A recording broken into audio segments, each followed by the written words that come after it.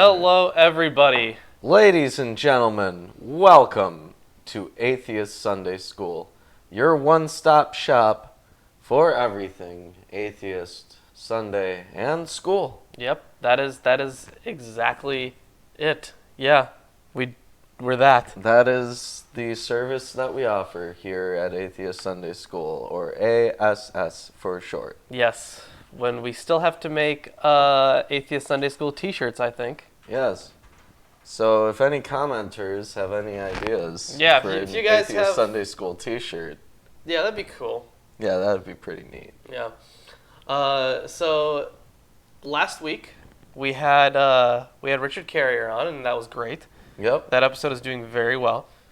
And after the show, we did a Hot Ones style interview, and that was a lot of fun. Was that fun for you? Mm-hmm. Yeah, that was fun. Yeah. So that video, if you are a patron, you already know that it's up. You had to see a little preview. But that video will be up on Thursday, and I am very excited for you guys to see that. I think it's going to be a very popular episode, or I sure hope so. Yep. Yeah. So today we are going over chapters. Well, wait a minute. Nope. We didn't play the 100 points game. Oh yeah, the 100-point show. Yeah. Yeah. Now ask your goddamn question, Lawrence. Oh well, I guess okay. What is? This is kind of an opinion, but there is a right answer. What is the best Roller Coaster Tycoon game? Roller Coaster Tycoon 2. That's true. That is correct. That is the right answer. I get 100 points. You get 100 points. All right. And I'll ask you a question. Okay. All right. It's also one of those questions. Okay. Okay, what is the best Pokemon generation?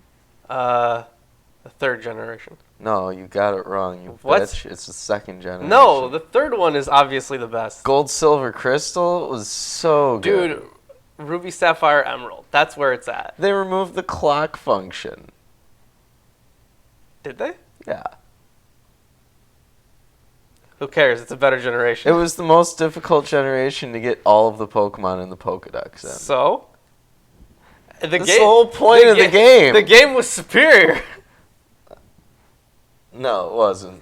You Whatever. couldn't even trade your Pokemon over from a previous generation like you could in Gen 2. I think you could.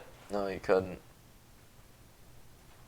I think you could. No, because that's when they switched over to the Game Boy Advance cartridges. Oh, okay. Yeah, it sucked. That was a great game. I don't know what you're talking about. Terrible I loved games. The worst Pokemon games. All right, but instead of talking about Pokemon this entire stream, let's definitely talk about the Bible. Wow. Yeah. What a transition. Yeah, right? Well, today we're covering chapters 23, 24, and 25 Yes. of Numbers. Yes.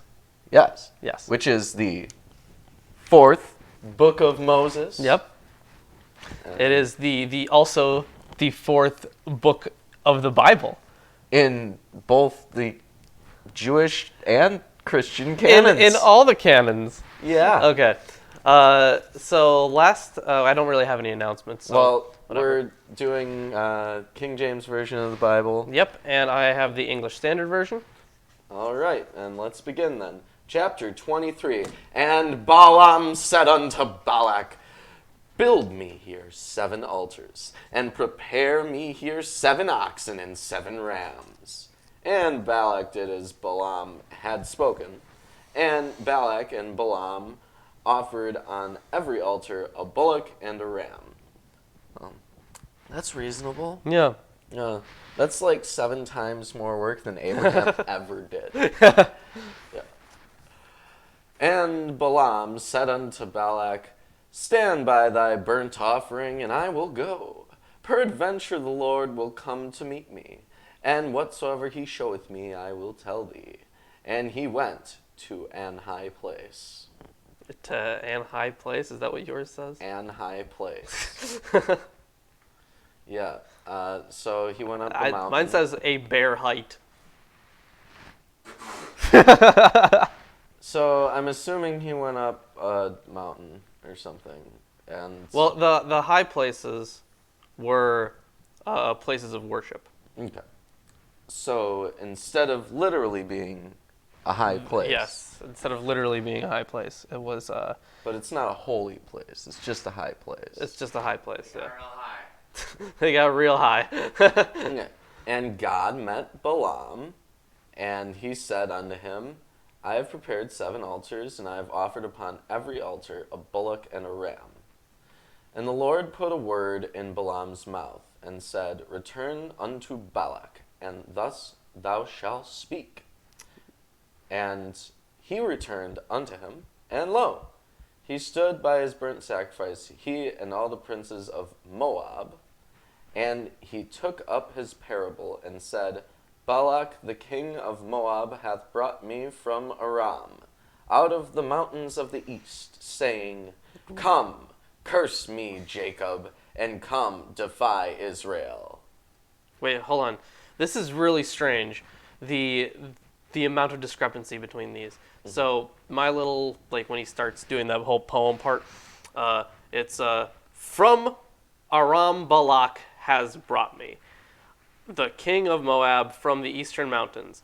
Come, curse Jacob for me. That is very different. That is very different. And come, defy Israel. Yeah, and come denounce Israel. So God doesn't support Israel anymore? Is that what we're getting at? That is totes. That's exactly what So happened. he broke his covenant. He's just mad at Israel right now, I guess. So all those circumcised people, they got circumcised for no reason. No reason. Not even a little. Wow. But you know what I found really interesting? When at verse 5, and the Lord put a word in Balaam's mouth and said, Return to Balak, and thus you shall speak. So the word, I'm guessing it's whatever he's saying now. But you know what that means? No free will. No free will. No free will. Presumably, he couldn't even talk otherwise until he delivered his word. How shall I curse whom God hath not cursed? Or how shall I defy whom the Lord hath not defiled, or defied? Defiling is very different. From the top of the rocks I see him, and from the hills I behold him. Behold! No, it is literally a high place. From the top of the rocks I see him, and from the hills I behold him. He went up a hill, he went up a mountain. Not necessarily, because the high places are places of worship, just intrinsically. That's what they are. And here he's talking about when he is on a high hill, he can behold him. So, Like the sun? when he's on the sun? No, I didn't say like that. when you look at the sun. You don't have to be on a high hill to see If the there sun. are trees around. Okay. Lo, the people shall dwell alone and shall not be reckoned among the nations. Who can count the dust of Jacob and the number of the 4th part of Israel? Let me die the death of the righteous, and let my last end be like his. And Balak said unto Balaam, What hast thou done unto me? I took thee to curse mine enemies, and behold, thou hast blessed them altogether. Behold. Oh, yeah. Behold. Behold! Get yourself a Behold t-shirt. Yep, Teespring. yep. Link Wear in the it every description. day. Never wash it. Okay, so was that also counted as part of the word that God gave him? This entire part? Or just the part, what have you done to me? That part. Up to that part. No, yeah, that entire section, pretty much 7 to 10, that is what it seems was the word that God gave him. So yours is laid out a little better. Yeah. And actually shows that. Yeah. So taking into consideration all of that, it seems like Balak wanted to curse some Jews, He wanted to curse his enemies. and his enemies happen to be Jews. And then Balaam gets this commandment from God that says, no, God bless these people, and I'm not going to curse them. Yeah, pretty much. It's like, how can I do that? Yeah. And so, also to answer your question in the chat, this is actually from Numbers 25. We'll get to that. That's actually kind of the title for this video. All of the translations differed on like the name of the section of the chapter of the story, I guess, and none of them were really good. None of them really told you what it was about. So that is Israel getting neutralized. Another slaughter. That's where I couldn't put the word slaughter in there. I would have said Israel gets slaughtered again, but I couldn't say that because monetization. Yeah. Yeah. Neutralized. Yeah. Oh So my God. I said neutralized. Yeah. So neutral. So God hasn't abandoned these people, and their circumcisions were A-okay, I guess. Yeah. And yeah, that was apparently Balaam's first oracle. Yeah. Yes. Okay. And he answered and said, must I not take heed to speak that which the Lord hath put in my mouth? And Balak said unto him, come, I pray thee, with me unto another place, from whence thou mayest see them. Thou shalt see but the utmost part of them, and thou shalt not see them all, and curse me them from thence. So he's like, okay, it didn't work this time. We're going to go try this again somewhere else. Yeah, pretty much. We're gonna try it again. Maybe it's the same group of people, but you'll see it from a different perspective, Yeah. like from the left. Or from the tech room. Yeah. And he brought him into the field of Zophim to the top of Pisgah, and built 7 altars, and offered a bullock and a ram on every altar. And he said unto Balak, stand here by thy burnt offering, while I meet the Lord yonder. And the Lord met Balaam, and put a word in his mouth, and said, go again unto Balak, and say this. And when he came unto him, behold! He stood by his burnt offering, and the princes of Moab with him. And Balak said unto him, what hath the Lord spoken? And he took up his parable, and said, rise up, Balak, and hear. Hearken unto me, thou son of Zippor. God is not a man that he should lie, neither the son of man that he should repent. That's the son of man has to repent. That's our first original sin mention, right? Hath he said, and shall he not do it? Or hath he spoken, and shall he not make it good? Behold, I have received commandment to bless, and he hath blessed, and I cannot reverse it. He hath not beheld iniquity to Jacob, neither hath he seen perverseness in Israel. The Lord his God is with them, and the shout of a king is among them. God brought them out of Egypt. He hath, as it were, the strength of a unicorn. I'm sorry. What? The strength of a What the fuck? Okay, so this one says a bit differently. God brings them out of Egypt and is for them like the horns of the wild ox. No, that's wrong. It should be unicorn. It's clearly unicorn. Cause I mean, an ox has 2 horns, so Are they talking about rhinos? That wouldn't make any sense in this region. Well, they were in Egypt and presumably south of Egypt at some point. At some point. Maybe they're I referring guess. to rhinos. I don't know. But why would it be the ox? Because rhinos aren't oxen. I know, yeah, rhinos aren't ox. That's... Okay. Well, unicorn. Unicorn. I prefer... We're going with the unicorn. I prefer to believe the unicorn one. I See, choose to believe that one because belief is a choice. yeah.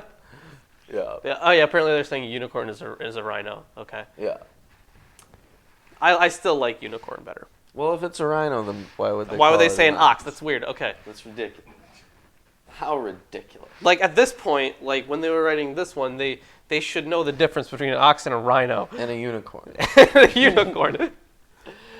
Oh no.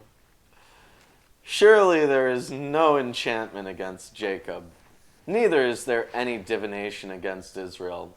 According to this time it shall be said of Jacob and of Israel, what hath God wrought? Behold, Behold! the people shall rise up as a great lion, and lift up himself as a young lion. He shall not lie down until he eat of the prey and drink the blood of the slain. And Balak said unto Balaam, neither curse them at all, nor bless them at all. But Balaam answered and said unto Balak, told not I thee, saying, all that the Lord speaketh that I must do? And Balak said unto Balaam, come, I pray thee, I will bring thee unto another place. Peradventure it will please God that thou mayest curse me them from thence. And Balak brought Balaam unto the top of Peor, that looketh toward Jeshimon. And Balaam said unto Balak, build me here 7 altars, and prepare me here 7 bullocks and 7 rams. And Balak did as Balaam had said, and offered a bullock and a ram on every altar.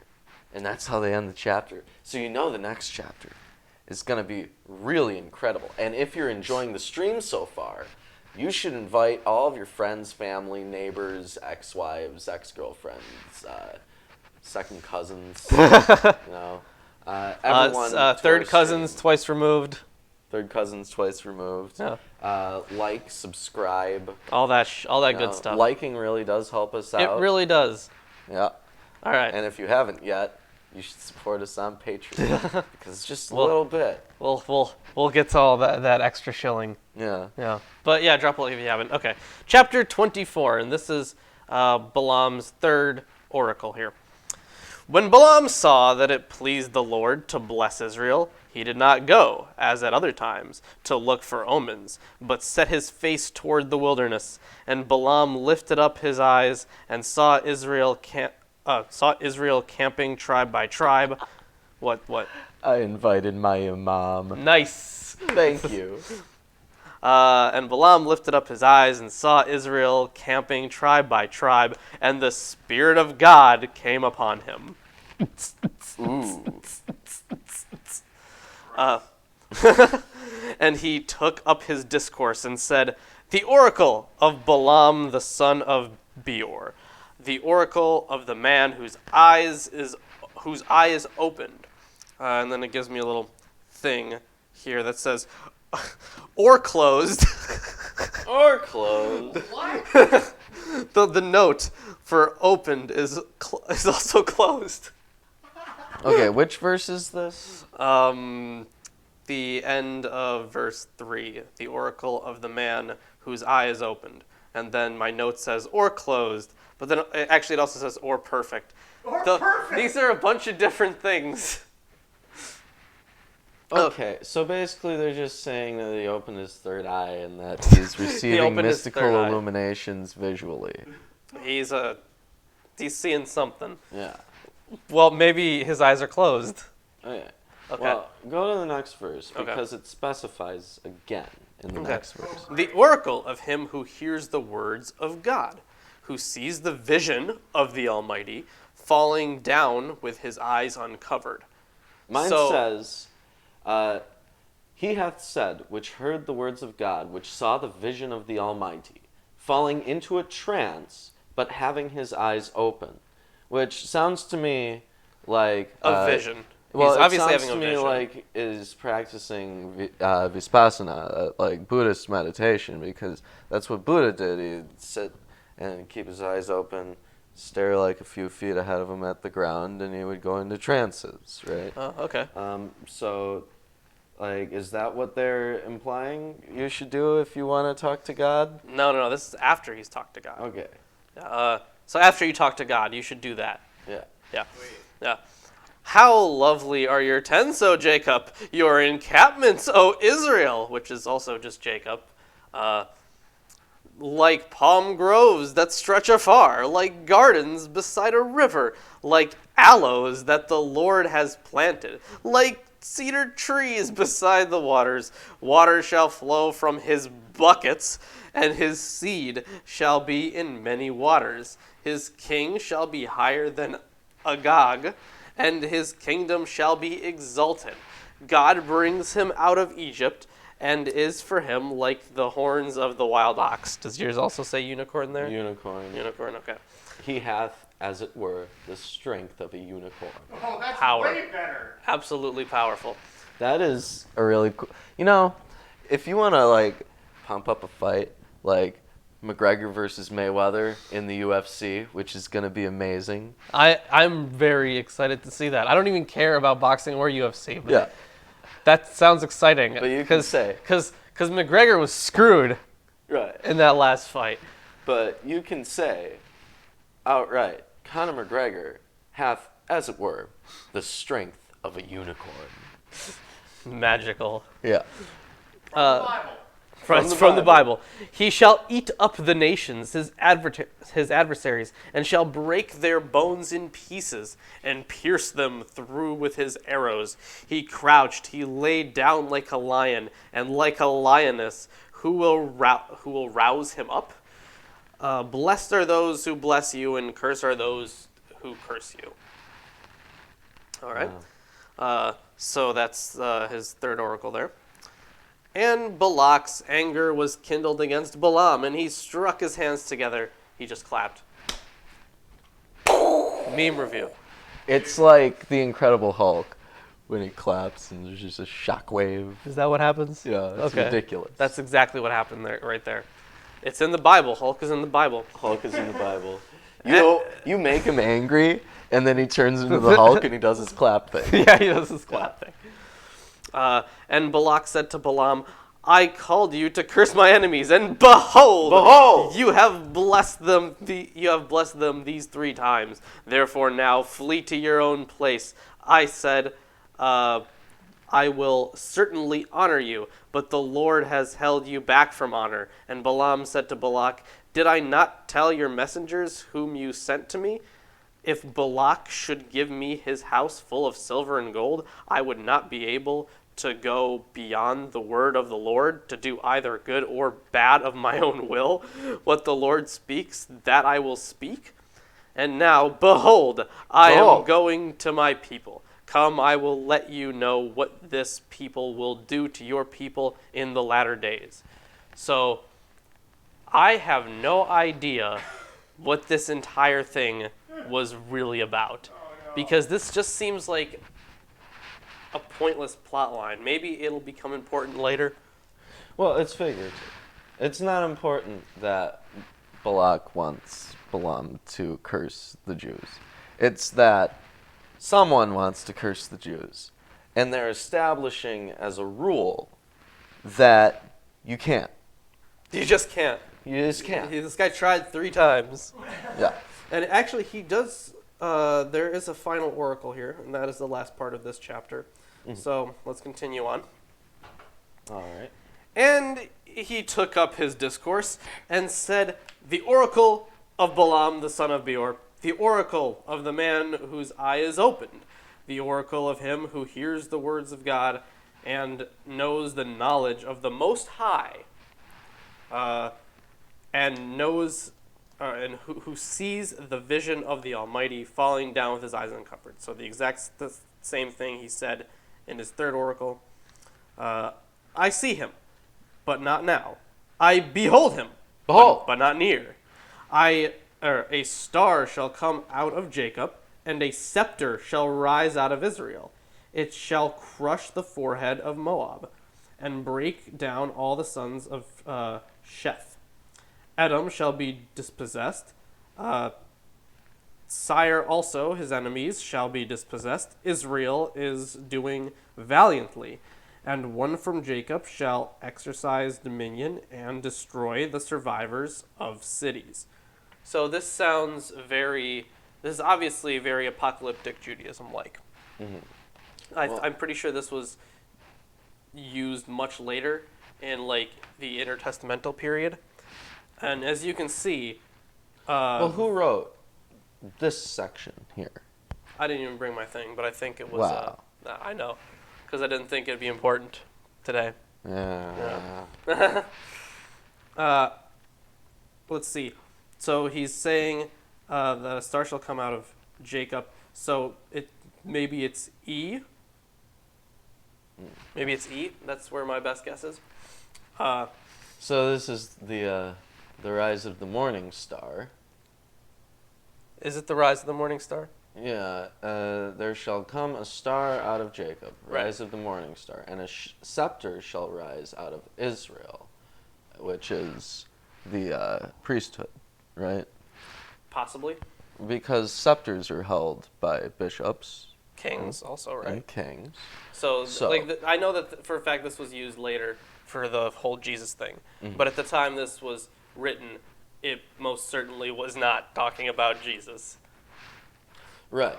I mean, the point of the story is that this guy pissed off God, basically. And now God's like, no, screw you guys. I don't think that would apply after the Israelites get to Israel and through all of their lands afterwards, right?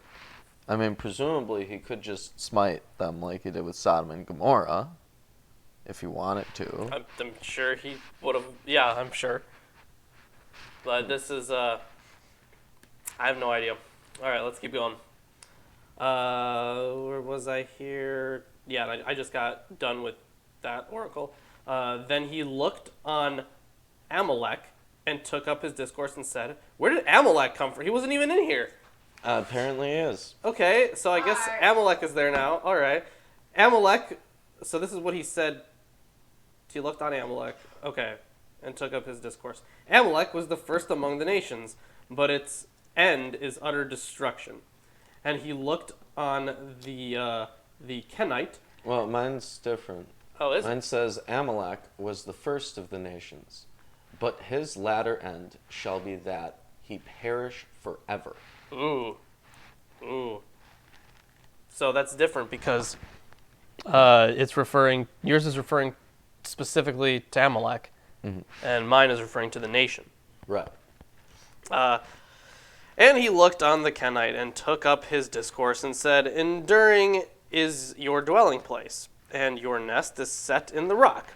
Nevertheless, Cain shall be burned when, and it's spelled differently, by the way, it's not the other Cain.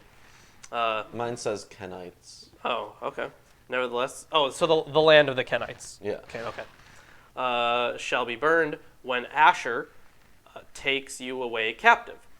And he took up his discourse and said, alas, who shall live when God does this? But ships shall come from Kittim, and shall afflict Asher and Eber, and he too shall come to utter destruction. Then Balaam rose and went back to his place, and Balak also went his way. So that was just the end of it. That's the end of the discourse. Basically, in the story. He just cursed them all. Right? Yeah, he pretty much just said, like, you're gonna be so fucked. Okay, I get it. It's like the Wiccan thing where they're like, oh, if you curse someone, then you'll get 10 times the curse back at you, right? That whole mystic garbage that they do. We're done with 24. So, like, basically, Balak kept asking God to curse. He kept asking Balaam. Yeah. But reasonably, God could ascertain the situation. Right, yeah. Yeah. And in the end, all of Balak's people get cursed, like terribly, right? So it's saying if you try to use magic to screw with Israel, you're gonna lose. You're gonna lose. Because apparently this one guy, Balaam, he's just... Well, in the context of this theology, he wouldn't even be able to curse them. Because he's got no free will. Right. God just keeps putting words in his mouth and he just says it. But if he tries to curse them, He'd probably die, I'm guessing. Yeah. I'm guessing that's what would happen. Yeah. I mean, if you're gonna smite somebody for coming on the ground, you're also probably gonna smite somebody for cursing your favorite nation. yeah, Presumably. I guess. Well, now we get to chapter 25. Yes, and this is where there's a big old slaughter. All right. Yes, get ready for a huge slaughter. I mean, just following that curse, now we have actual things happening. Yes. Right? Because of the curse. Right? Maybe. I don't know where... No, it doesn't look like it's... Oh, it might be. I don't see I any don't know. names in this entire chapter. I see Peor, and he said... There was Peor somewhere in this chapter, right? I don't- swear they talked about I don't that think place. So. No? Okay. No. So, that was just a complete aside. All right.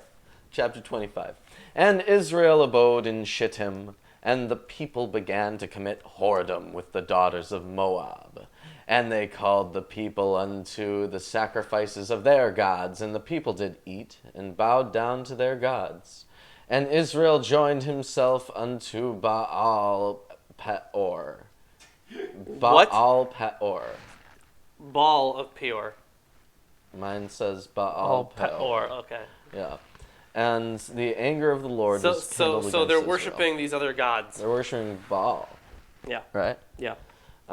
And the Lord said unto Moses, take all the heads of the people and hang them up before the Lord against the sun. That the fierce... Or impale. Mine says or impale. Whichever. Take it back. that the fierce anger of the Lord may be turned away from Israel. And Moses said unto the judges of Israel, slay ye every one of his men that were joined unto Baal Peor.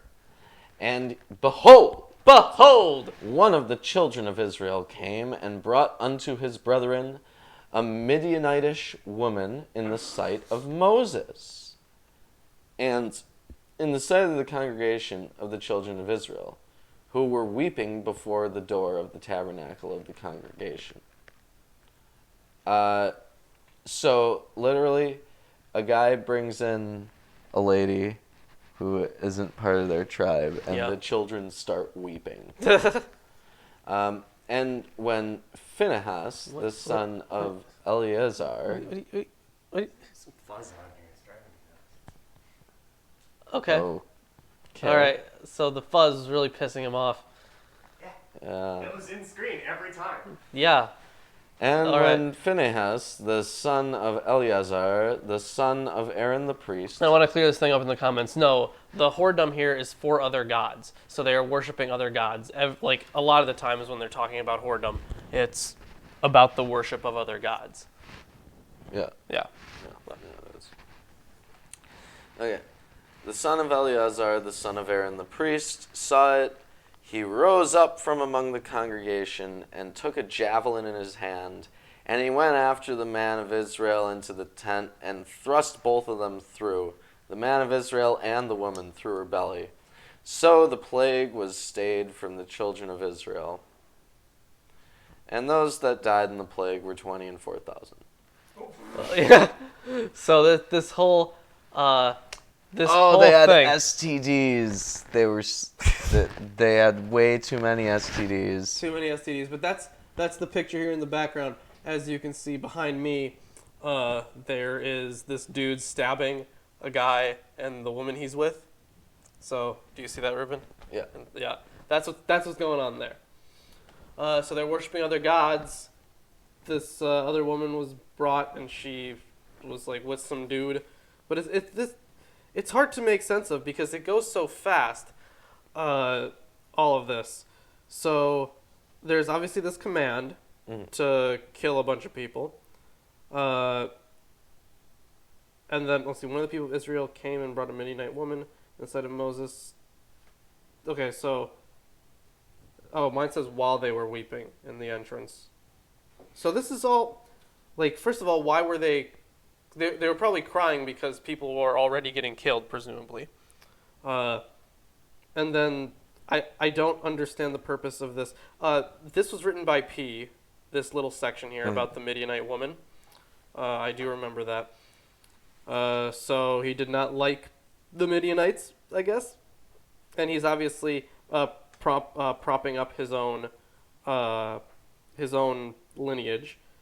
When Phineas, the son of Eleazar, son of Aaron the priest, so his own lineage did a good thing by killing this Midianite woman, who just was there now. Yeah.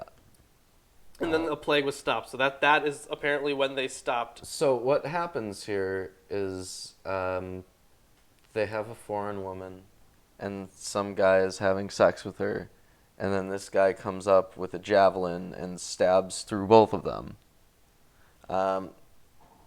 And presumably, it's to stop the plague of, weakening their gene pool or whatever. I don't know about the weakening of the gene pool, but the thing is, it doesn't even actually say that she was with anyone. Okay, no, I see. The person who brought the Midianite woman in. Okay. Yeah. Okay, got it. I was lost. All right. So let's continue here. And the Lord spake unto Moses, saying, Phinehas, the son of Eleazar, the son of Aaron the priest, hath turned my wrath away from the children of Israel, while he was zealous for my sake among them, that I consumed not the children of Israel in my jealousy. Wherefore say, Behold, I give unto him my covenant of peace, and he shall have it, and his seed after him, even the covenant of an everlasting priesthood, because he was zealous for his God, and made an atonement for the children of Israel. Now the name of the Israelite that was slain, even that was slain with the Midianitish woman, was Zimri, the son of Salu, a prince of the chief of the house among the Simeonites. And the name of the Midianitish woman that was slain was Cosbi, the daughter of Zur, and he was head over a people and a chief house in Midian. And the Lord spake unto Moses, saying, Vex the Midianites and smite them, for they vex you with their wiles, wherewith they have beguiled you in the manner of Peor, and in the manner of Cosbi, the daughter of a prince of Midian, their sister which was slain in the day of the plague for Peor's sake. That's the end of chapter 25. Yeah. So I think this is one of those slaughters that usually goes unspoken. And the thing is, at the end of it, even God's all like, keep fucking killing these people. Yeah. Keep going after them. Yeah, you have to. It's not enough that you wiped out these people. You have to wipe out their entire tribe. Yeah, you have to wipe because in this city apparently they were worshiping Baal, and that's a no-no. So you kill 24,000 people, and then it says here specifically, take all the chiefs of the people and hang them.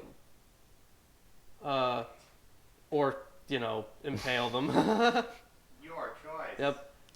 Your eyes are open or closed or covered or not covered.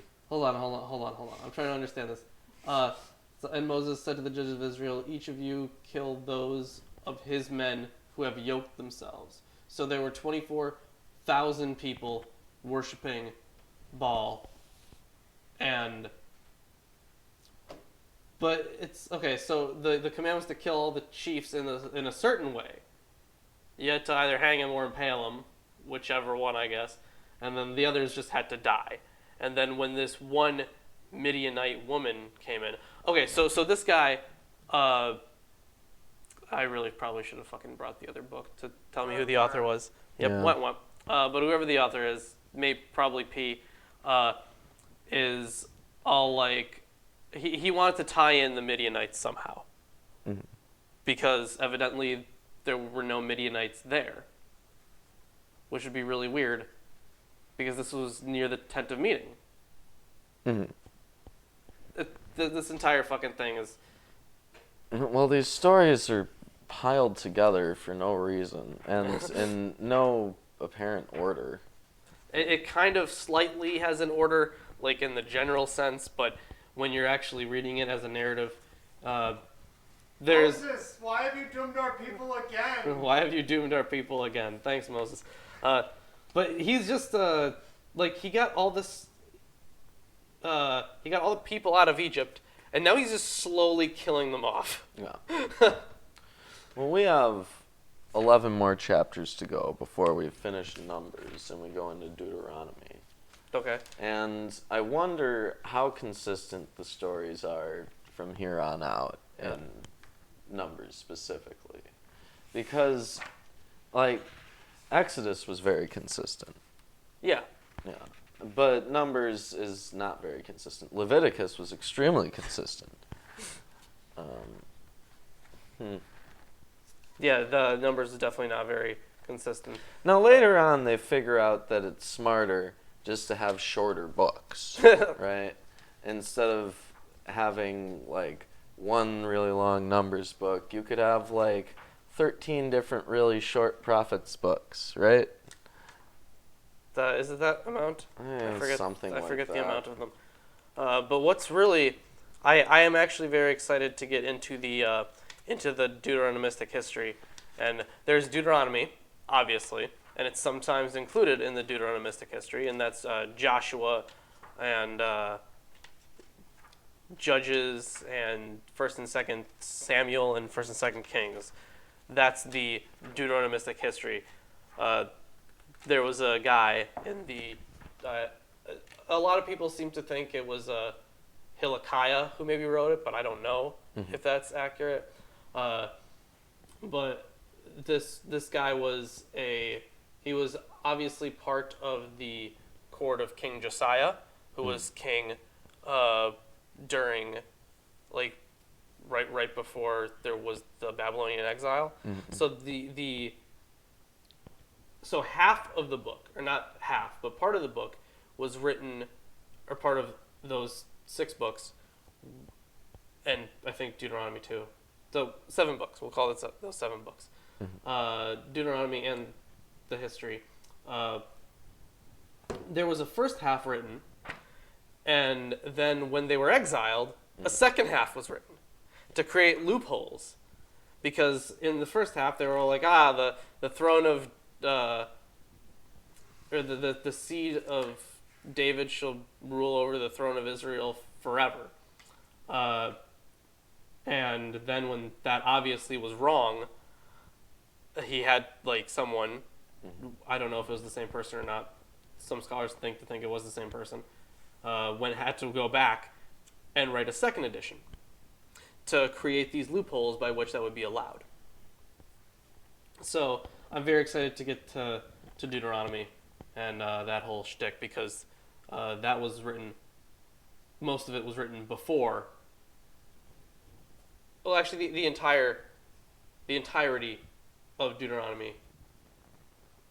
No, I'm not gonna say entirety, because there are, like, certain verses. Redactions. Yeah, but most of it was written before the Torah, like before these first 4 books. Right. Yeah. So I am very excited to get into that, because I want to see, because now that we're going to have a good understanding of what's in the Torah, we can draw some parallels, because I think a lot of the stuff in the Deuteronomistic history is reflected in the Torah. Well, once we get through Deuteronomy, we'll have all of the laws of Moses. And those may be contradicted later on. Yeah. And we're obviously not going to remember every single law of Moses. Right. We literally have books upon books of laws of Moses. There are 613 laws, Yeah. and they span from Leviticus to Deuteronomy. Yeah. But I think we can remember some of the bigger ones. We can remember the bigger laws, and we can remember the bigger stories. Yeah. And we can compare that to things that happen later on. I've never read beyond the Torah and the Bible. So I'm not familiar with, like, any of that stuff. Samuel, Joshua, I don't know any of that. So that should be interesting when we get there, too. Now, does Jesus contradict the laws of Moses? You know, I think that there has been some scholarship on this, but I think he does contradict some of them. I think that's at least what I've heard people say, but I haven't looked into it. But I think that would be cool to do a video on the laws of Moses that Jesus breaks, if any. D.B. Cisco says the 613 laws were invented by Maimonides in the Middle Ages. There aren't 613 laws. Well, I mean, a lot of this stuff was written in the Middle Ages, right? No. Well, I mean, like the King James Version. Well, the version, yeah. And it was based on bad manuscripts. Look, we have established at this point that there are sufficient differences between versions of the Bible. Yeah, obviously, because they're using different manuscripts. I mean, not only could you not put together a reasonable ritual structure around almost any of the rituals that they have set up, because they give you contradictory instructions in every single version of them and tell you to get different things in every single version of them, right? So you can't even practice what's in the book unless you're fluent enough in ancient Hebrew. Yeah, and I don't blame anyone for not being fluent in ancient Hebrew or ancient Greek. Right. I don't blame people for that unless that's like their thing. If that's like their thing and what they went to school for, and they're not fluent in that, then yeah, I blame them. Yeah. But I would. Do you guys want to see a video on Jesus breaking laws? Because I think it'd be pretty funny. Jesus breaks the law. Breaking the law. Oh yes. But then we won't be taken seriously. Oh well. No, we won't. But who cares? We aren't taken seriously already. I know, that's true. All of our viewers enjoy our disgustingly terrible sense of humor. Yeah, that's good. So, you know what? I think that'll be an interesting thing. I've been working on a video, or on a script, I should say, about what really happened at the Council of Nicaea, because there are a lot of people who have no idea, and they read like Dan Brown, the Da Vinci Code, and they're like, oh, so that's what happened, and it's like, no, stop. So you can be like, next time on this thing, what really happened at the Council of Nicaea? Yeah, but you know that story about Jesus and the woman taken into adultery? Yeah, you talk about it a lot. I do, yeah. You're a big fan of this story. I am. It's a very interesting story. In fact, I think it's probably your favorite story in the New Testament. Yeah, because it's not supposed to be there. No, it's not even a little. No. No. But you can't really say he broke a law exactly. But in that story, he at least didn't condemn an adulterous woman. He didn't have her stoned. Well, was Jesus of an Aaronid lineage? I don't think that one's for the Aaronites. Well, The sacrifice. that would be the Levites then. Is Jesus a Levite? I have no idea. Was it his responsibility to stone them under Talmudic law? It might not have been his personal responsibility. Well, he was the firstborn son, so automatically he's given to God. Let's see. He was, line of David and... Oh, we'll get to his genealogy. Of and course we'll be we able to will. tell. Yeah. Of course we will. Yeah. Because I think Not every one of the Gospels starts with Only Jesus. two of them do. Only two of them. Yes. Yes. Correct. Matthew and Luke are the only ones that have the genealogy. Oh, mine calls them saints. Wait, what? Yeah. Instead of being Luke, it's Saint Luke. Oh, okay. That's ridiculous. All right. That should be about all for this time. Yeah, that's definitely it for now. And for the 13 people that are currently watching this, drop a like if you haven't, because it's very helpful. It really helps us out. So we'll be back next week. You're going to see a video on Thursday. Stay tuned for Thursday, because we have our Hot Ones style interview with Richard Carrier. And it is splendid. Yes. And you will all probably enjoy it very much. I sure hope so. Yeah. Yeah. So other than that, if you like what we do, want to help support us, you can become a patron. And you get lots of funky rewards. You could be on this show. You get behind-the-scenes stuff. You get copies of books. You get lots of nifty rewards. So, other than that, also, Teespring. Teespring. Yeah, we got T-shirts on Wacky there. and fun T-shirts. Yep. And we are. I think we should come up with a generally good idea, because you had an idea for an Atheist Sunday School shirt that sucked. So It was literally just a standard graphic, like normal T-shirts that with some writing on it. Yeah. Yeah. It wasn't anything special. No. Well, we got to work on something. Yeah. So, other than that, I think that's it. Yeah. We also want to start doing debates. We want to start featuring debates We on the want to channel. start doing debates. Yeah. Have you got anyone interested in doing a debate? Some people who said that they would be interested in it. Didn't Durst the Worst say that We he should have was- a debate about whether or not we should hold debates on this channel. Yeah. We should do that. Yeah. So I'm gonna try to get one set up at least. Speaking of debates. Oh, right. There was actually a misunderstanding between me and the host there. Oh. So he thought, because the time he gave me for the actual thing wasn't, I said that I might be a little late. Mm-hmm. So I got somebody to cover the stuff I had to do. Mm-hmm. But at that point he had already set up somebody else. Mm-hmm. So instead of doing that, I was in the after show. Although I am glad it wasn't me, because they were debating whether or not the theology is meant to be a local flood or a global flood, because the Christian that they had was arguing that it should be interpreted as a local flood.